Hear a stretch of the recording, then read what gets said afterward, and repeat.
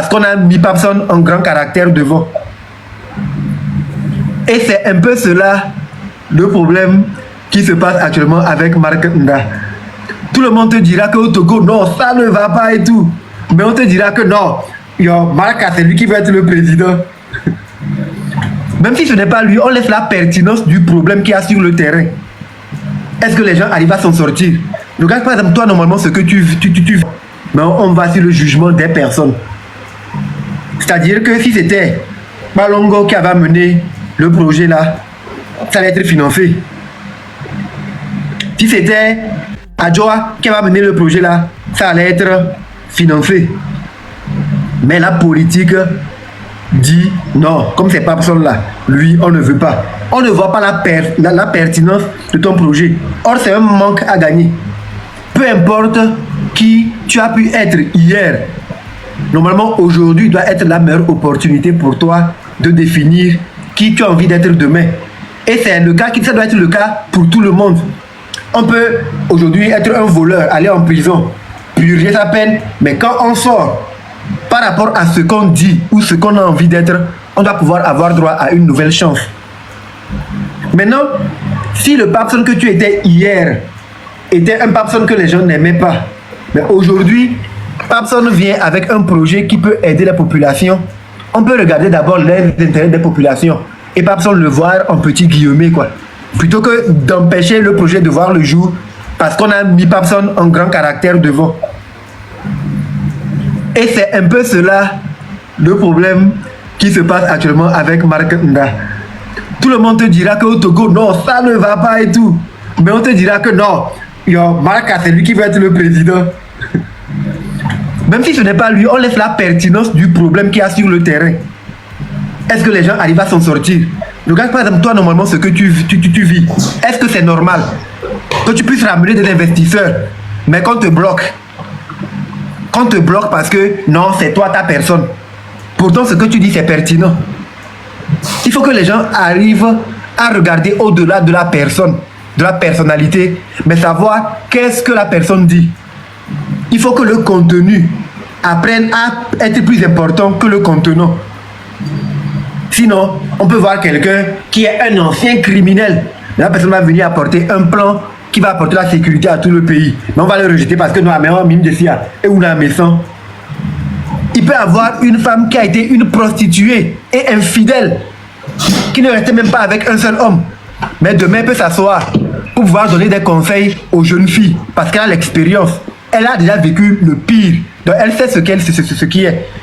On va dire que il dit là, c'est un conseil à Chao Vivant, avec les alors qu'elle a l'expérience. Il faut que les gens apprennent à voir au-delà des personnalités des personnes, au-delà du contenant, mais voir le contenu.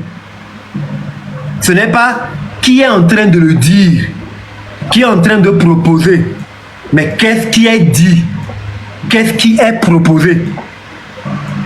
Est-ce que ce qui est proposé va dans l'intérêt général? Pas qui le dit.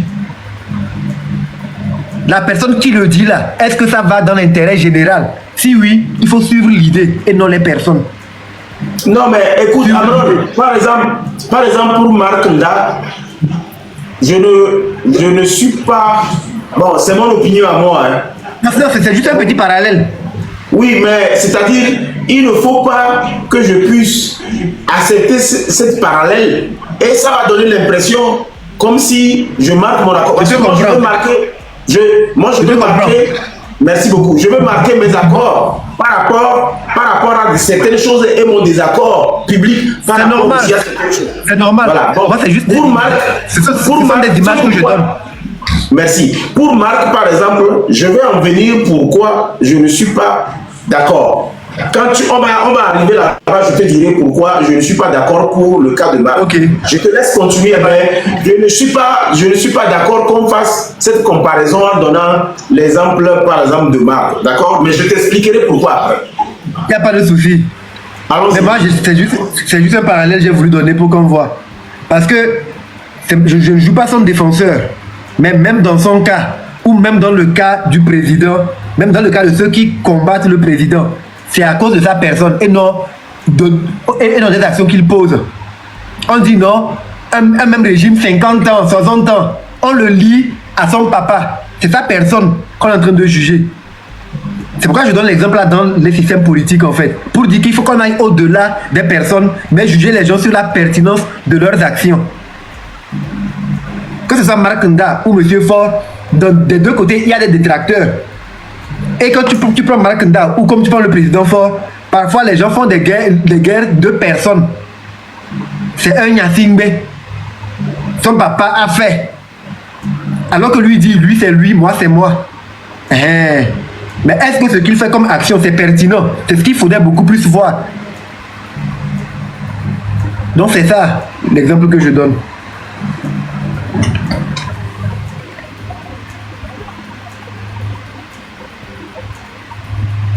Bon, sinon, je ne suis pas contre. Parce que c'est ton avis à toi. Je ne suis pas contre. C'est une réalité, mais je voudrais qu'on soit objectif. Aujourd'hui, ce que nous rencontrons au pays, parce que nous nous appelons Papson, je ne suis pas sûr, c'est là où je veux venir, hein. Ce n'est pas le cas de Marc Nda, par exemple, de ce qu'il rencontre parce qu'il est Marc Nda. Pourquoi?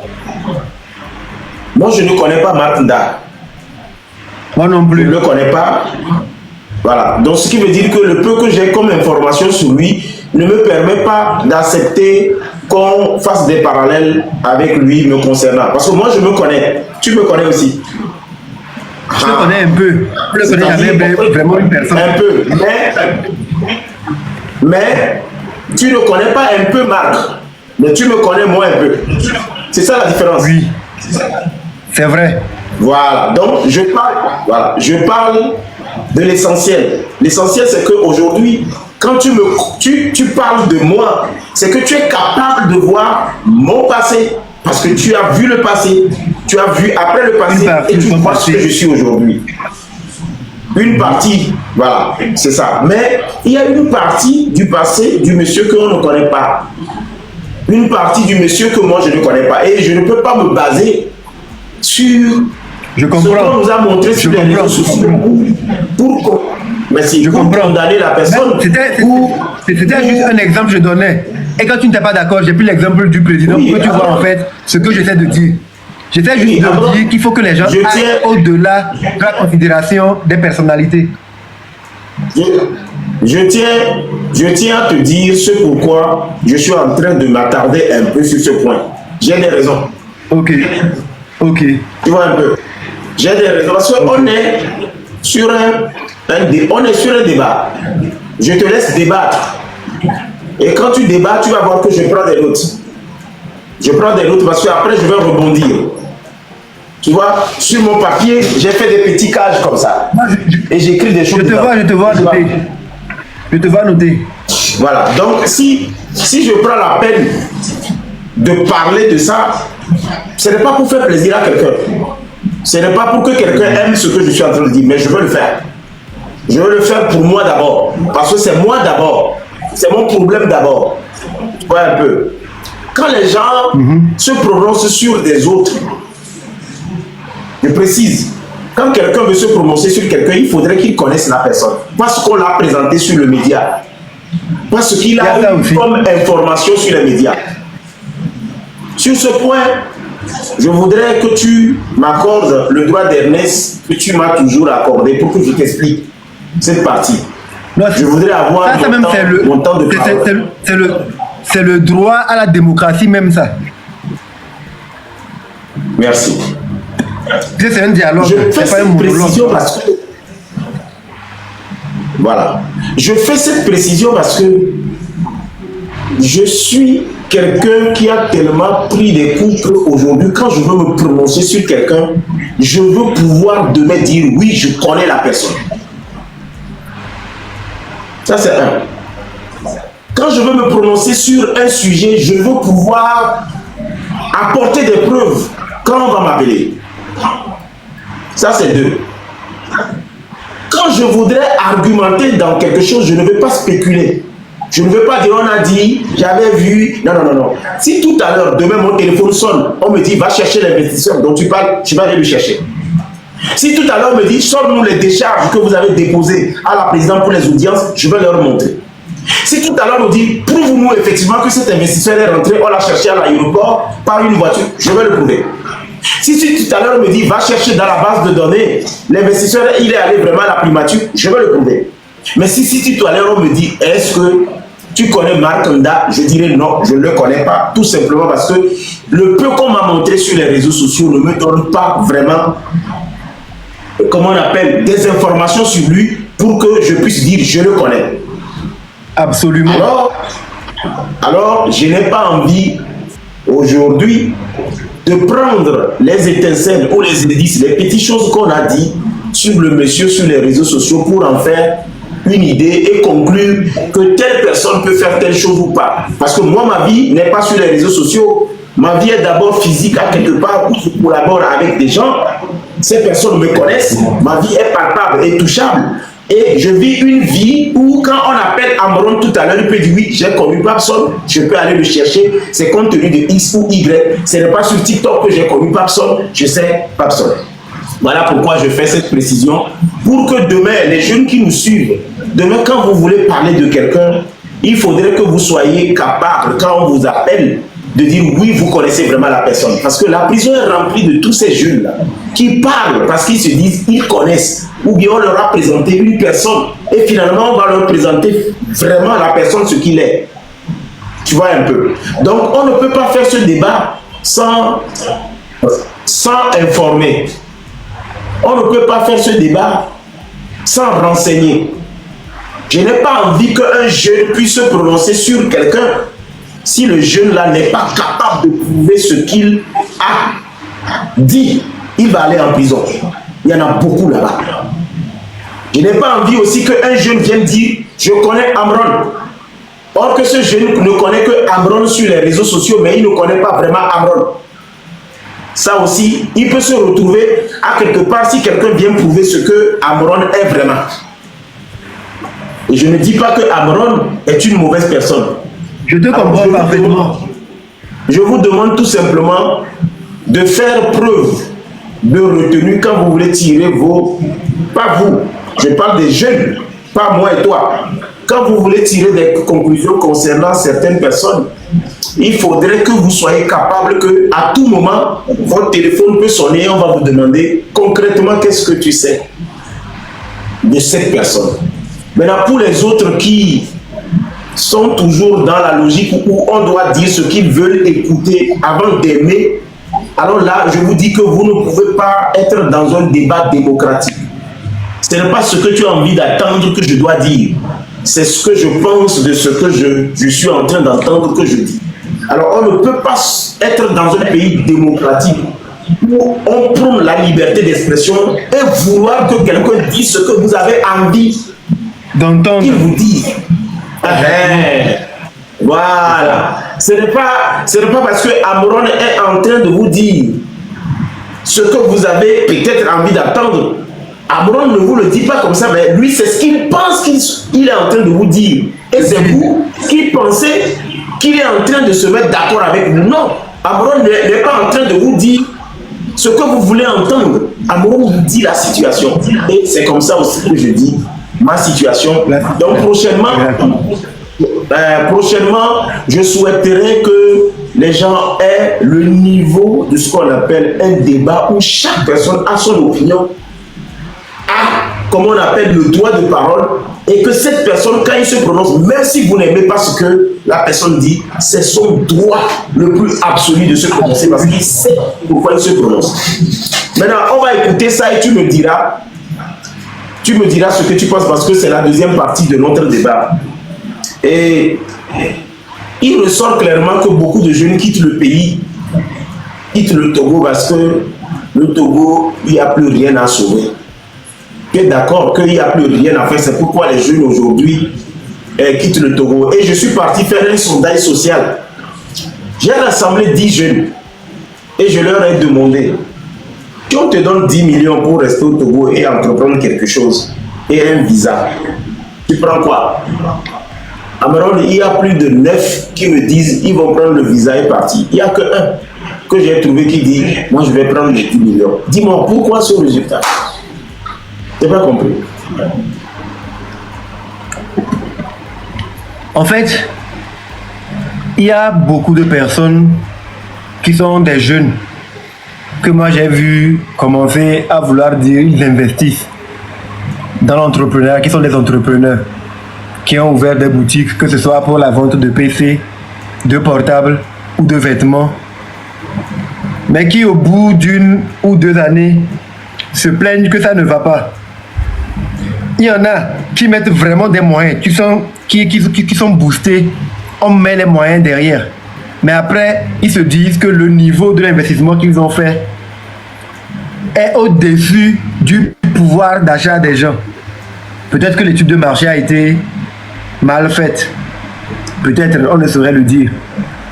Oui, bon, beaucoup de personnes dans leur argumentation citent souvent l'OTR, que l'autre nous rend visite et on s'en sort difficilement, qu'à cause de l'autre. Moi, je ne sais pas trop comment ça marche en vérité, donc je ne peux pas dire s'ils ont raison ou s'ils ont tort. Mais si aujourd'hui beaucoup de personnes décident de quitter le pays, c'est parce qu'ils se disent ou elles se disent que même si on prend 10 millions ou on investit, on a vu devant nous d'autres personnes l'investir, même ils n'ont pas pu s'en sortir. Autant se chercher ailleurs. Parce que nous avons des jeunes comme nous, des amis à nous, qui sont partis et après 6 mois, 1 an, on a vu qu'ils s'en sortent mieux et qu'ils arrivent même à envoyer de l'argent à leurs parents ici. Alors que nous étions avec eux, on est dans la même situation où nous sommes obligés de toujours retourner vers nos parents pour demander de l'aide. Donc quand les gens voient comment les gens de l'autre côté partent et au bout d'un moment, c'est pas eux tous, parce qu'il y en a qui ne s'en sortent pas aussi, mais qui portent des masques, mais qui arrivent à envoyer de l'argent à l'extérieur, quand même les sondages montrent que la diaspora envoie beaucoup de l'argent à leur famille ici. On peut comprendre que des gens préfèrent être du côté de la diaspora, souffrir là-bas que de souffrir sous le soleil. Il y en a qui te disent, on préfère souffrir dans la neige chez le blanc que de souffrir sous le soleil et de la poussière. Mais moi, personnellement, je ne conseillerais pas aux gens de partir. Je veux que les gens puissent exprimer leurs préoccupations à haute voix, dire ce qui ne va pas, pour que les gouvernants puissent changer cela, qu'on puisse ensemble construire le pays. Que des personnes comme vous, et je suis sûr qu'il n'y a pas que toi, il doit y avoir peut-être 3, 4, 5 personnes comme toi, qui ont la volonté ou l'envie de rentrer avec des investisseurs pour pouvoir changer les choses, mais qui n'ont pas les ouvertures, à cause peut-être du système de gouvernance. Donc il faut qu'on puisse changer les choses pour que le Togolais ou le jeune Togolais aujourd'hui ne soit pas dans la posture du genre je dois quitter le pays. Parce que comme tu le dis, tu n'as pas menti, beaucoup de jeunes veulent partir. Maintenant, quand on avait commencé le débat, tu avais dit quelque chose. Que tu me poses des questions, moi aussi je peux t'en poser. Maintenant, j'aimerais te poser une question. Quand tu fais les sondages là, où tu entends sur 10 jeunes, 9 te dire qu'ils veulent partir, renoncer à 10 millions pour partir, sur 10, 9 le disent.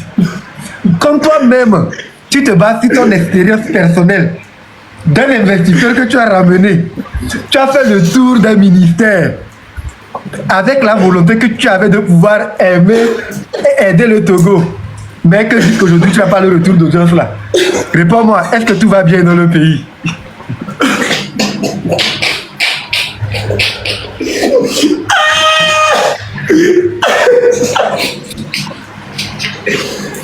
Quand tu m'auras dit si tout va bien, tu me donneras ton pourcentage. Et comment tu as fait pour savoir que c'était un pourcentage?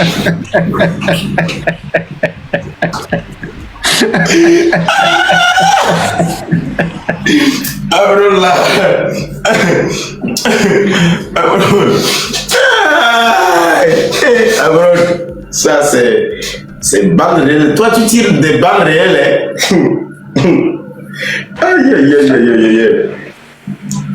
Non. Amron, non, toi réponds aux questions. C'est bon comme ça, il faut répondre. Toi, il faut toujours répondre. D'accord? Toi, réponds seulement. D'accord, donc voilà, là où je suis là. Si tu m'aimes un peu, Amron, si tu m'aimes un peu, hein, si tu m'aimes un tout petit peu, comme ça, c'est-à-dire, si tu m'aimes un tout petit peu, je dois te faire pitié. Si tu m'aimes un peu, et je dois te faire pitié. D'accord? Parce que je n'ai même pas encore amené, les investisseurs, ils n'ont même pas encore fait les déblocages. Mais imagine un peu, et regarde comment je suis. Maintenant, je vais me prononcer sur cette histoire. Je me prononce, mais ça veut dire que même là où je vais prendre le carburant demain, il se pourrait qu'on me mette gasoil à la place de. Je ne sais pas, essence. Et je ne sais pas. Donc, si tu m'aimes vraiment là, mon frère, toi, réponds seulement. Toi, tu es déjà mort, non? Toi, tu es déjà mort. Je suis déjà mort. Voilà, donc toi là. Je te réponds depuis ma tombe. Je te réponds depuis ma tombe. Voilà, toi, il faut rester. Je vais venir prier. Tu vois, j'ai les belles fleurs et des bousilles. Voilà. Donc, toi, comme tu t'es déclaré, moi, tu t'es déclaré. Comme tu t'es déjà déclaré mort là. Bon, voilà, moi, je suis encore vivant. D'accord. Okay. Voilà, voilà, moi je suis encore un peu vivant. Cette question, il faut le garder à quelque part, tu le gardes bien, tu le laisses là où tu veux le laisser, tu protèges bien ça. Quand ils vont financer tout là, on se revoit et je viendrai te répondre. Mais en ce temps, tout ira bien. Ouais, je sais. Si on finance ça, tout ira bien. Et les marchés seront construits, c'est pour le bonheur des populations. Les prisons seront modernisées pour le bonheur des populations. Tout ira bien. C'est ce que nous demandons. Bon, Amron, sans te mentir, je te regarde droit dans les yeux, ça ne marche pas. Maintenant, moi aussi, je vais te parler. Ça ne marche pas. Ça ne marche pas parce que j'ai embarqué dans l'équipe de Fort Essence Moulin Yacine quand j'avais 20 ans. Et moi, je vais te parler sincèrement de ce que moi, j'ai vécu. Et je donne un exemple palpable et touchable. Quand j'ai embarqué dans l'équipe du président Fort Essence Moulin Yacine, c'est parce qu'il avait un discours de jeune. J'ai vu que c'est un président jeune qui venait et nous allons parler le même langage. Et